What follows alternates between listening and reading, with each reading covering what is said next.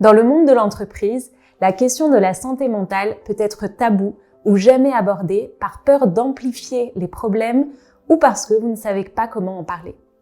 Nous allons lever les 4 idées reçues sur la santé mentale en entreprise. La santé mentale n'est pas le sujet de l'entreprise, c'est une obligation de l'employeur. Protéger la santé mentale des salariés est une obligation du Code du travail, selon l'article L4121. Quelles actions référencées dans votre DURP avez-vous mis en place pour protéger la santé mentale de vos collaborateurs? Sont-elles efficaces? Et combien de salariés en bénéficient? Nous n'avons pas ce type de besoin chez nous. Un salarié sur 2 est en détresse psychologique. Seulement 7% des salariés osent en parler à leur manager. Les difficultés sont cachées et restent largement tabous. Pour s'en rendre compte, il faut observer les signaux visibles.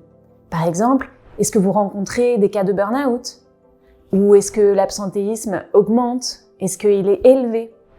Et vos salariés, est-ce qu'ils posent de façon systématique des jours de repos le vendredi ou le lundi pour avoir un week-end de 3 jours pour récupérer? Tous ces signaux sont la partie émergée de l'iceberg. Les collaborateurs attendent que leur employeur s'engage. 75% des salariés souhaitent la mise en place de campagnes de sensibilisation, de formation et d'outils pour savoir comment réagir face aux difficultés psychologiques. Si on en parle, on va remuer et amplifier les problèmes. Quand on parle de santé mentale, mieux vaut agir que subir. Les difficultés psychologiques ne disparaissent malheureusement pas d'elles-mêmes. Certes, on est capable de les contenir un certain temps, mais un événement les mettra au grand jour tôt ou tard. Mieux vaut traiter le sujet d'une façon positive et maîtrisée aujourd'hui plutôt que de gérer une crise demain.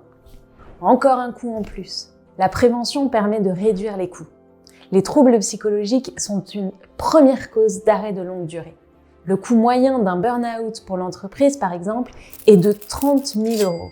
Il suffit d'un burn-out ou d'une démission évitée pour assurer un retour sur investissement important.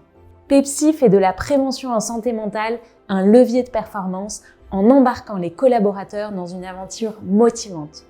Nous accompagnons chacun de manière personnalisée grâce à notre application mobile, tout en créant une dynamique collective durable. Membre du mouvement Impact France, nous accompagnons déjà plus de 10 000 collaborateurs au sein de PME et de grands groupes français.